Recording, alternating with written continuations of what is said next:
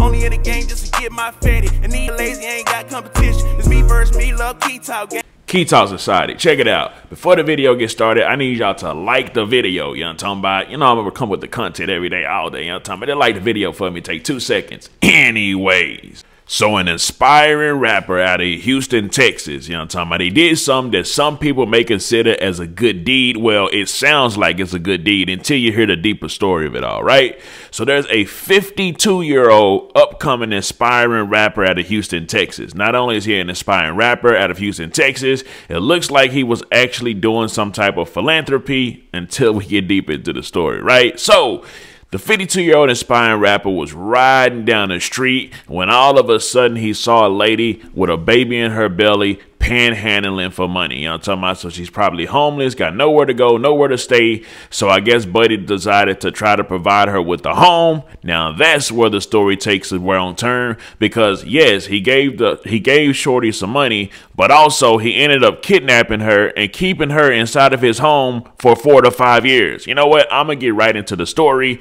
directly from the Houston ABC 7 News. It says, a Texas rapper was arrested on Thursday after being accused of holding a pregnant woman against her will for years inside of a southeast Houston home, according to police. The allegations included kidnapping and assault. After our sister station ABC 13 in Houston called the Houston Police Department, officers broke through a window on Friday evening and opened a door to gain entry inside the home. Officials said they were concerned because they hadn't heard from the victim. So I guess she was probably already in some type of contact with police. Obviously she's out on the street, she's homeless, maybe there was some type of contact and they weren't hearing nothing from her, so that's probably what kicked off for them to go start looking for her. But little did they know she was trapped inside somebody's home. But it gets even wilder, because it even goes to the point to say like she would even go to doctor's appointments and he would pick her up and bring her back to the house, right? So it says, we found a dog. So they pretty much got inside the house. They said, we found a dog inside, feces on the floor, in an empty room with the TV on, explained HPD Commander Michael Collins. The home in Southeast Houston had a boarded up window. At one point, maybe a year ago now, the cops came banging on my door claiming somebody had called from inside the house and was kidnapped or not able to leave on their own, neighbor Jediah Bryce said. So someone actually called the cops, but I guess the cops went to the neighbor's door because somebody said that they were trapped inside of the house and unable to get out. So it seems like maybe the girl called and said that she was kidnapped, but sent the cops to the wrong house. She's probably not familiar with the area and don't really know the home or the house. So she probably took a guess at it, and it happened to be the wrong house, because the neighbor said at one point, this is a neighbor of the house from the house where the girl is actually, you know, kidnapped and stuck inside for years. And the neighbor actually said that she said at one point, maybe a year ago now, the cops came banging on my door claiming somebody had called from inside the house and was kidnapped or not able to leave on their own. So it looks like they went to the wrong house, because if they wouldn't have went to his house at that particular time, they could have did like a wellness check and pretty much, you know, been able to see what was going on and got her up out of there.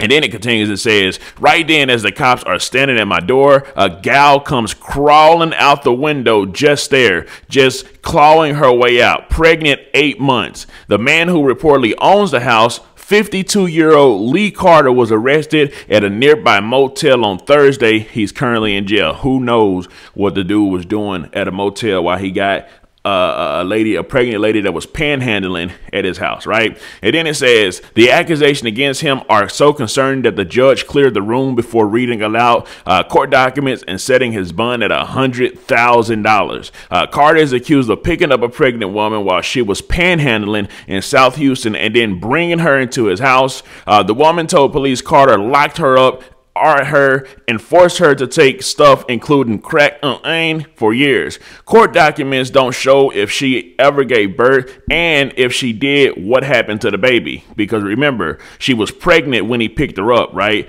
And there's no baby right now. So where in the blue hell the baby go? And then, of course, it continues, says, neighbors told ABC 13 that they will see her sometimes. So the neighbors would actually see the girl sometimes. But obviously, they're not thinking there's nothing actually wrong or what's going on. They're probably thinking it's just their neighbor with a female that he got over there, right? So they're not going to think, oh, let me pick up and call the police, because she is a panhandler that's actually been kidnapped, and she's been there for years. So they've been seeing her. They're probably used and normal, it's been normalized seeing her there, right? And it continues, it says, he would back his car to the shop, load her up, and back her to the door at the front of the house so she couldn't bathe. Golly, he ain't even letting Shorty bathe or nothing like that. Goodness, God know that probably stank in the house. I'm talking about wherever her room was at, it had to have stank in there. It says Houston police confirmed they received 8 calls for service to the house in the past year. So they got 8. I'm confused by this. So the police got 8 calls to that house the entire year, but never thought that anything was going on. What type of, I guess it's going to be like, what type of calls were they getting to the house? What type of, who was calling them? Because he's obviously not going to call them because of what he got going on there. And if she calls them, I would imagine that she will say like, hey, listen, I'm trapped and I'm kidnapped inside of this house. So I don't know. That's just other details that we have to figure out later on. It says the woman reported that officers took her to the hospital multiple times. Oh, my goodness. So the woman that was trapped inside of the house, that was kidnapped in the house, got taken to the hospital by the cops multiple times. But through all those car rides, she never said, hey, I'm kidnapped. He's holding me against my will. So took her to the hospital multiple times, but she told police the suspect would always later pick her up and bring her back to the home. Okay, so that's strange. That's strange. It's very strange. That's very, very, very strange. So now that he's been arrested, she's telling the police that, hey, listen, yeah, y'all would take me to the hospital, but he would always pick me back up.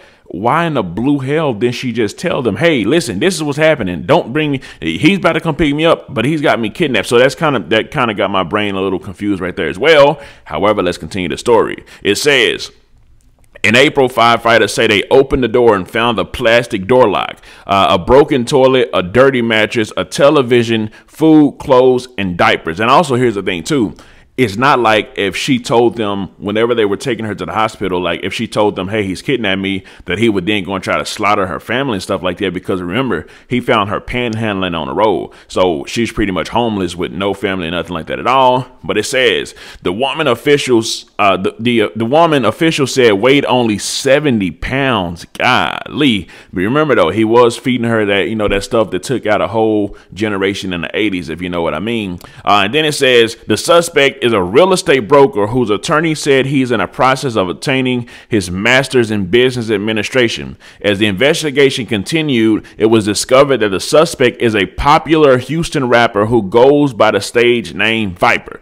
Now, I know a whole lot of rappers in Texas, but I definitely ain't never heard of no 52-year-old rapper named Viper. I'm talking about the last 52-year-old rapper that I heard of in Texas was a rapper that went by the name of 52 Savage. And y'all probably heard of him or seen him because he was on a Breakfast Club a few years ago, right? It says it's just a creepy situation. We have no idea what's really going on. So look, now that's the 12 of them saying, well, let me see if that's 12 saying that or is that the neighbors, right? It's just a creepy situation. We have no idea what's really going on. Bates said, you can't write this stuff. It's strange to see with your own eyes. So whether that was the 12 saying they don't know what's really going on or the neighbor saying what's really going on, it's got a lot of us kind of confused, like what in the blue hell is going on? You know what I'm talking about? Because it's just a lot of stuff. It seems like within this situation, there was ways to get out. Like because the cops took her to the doctor's appointments, to the hospital multiple times throughout the years. So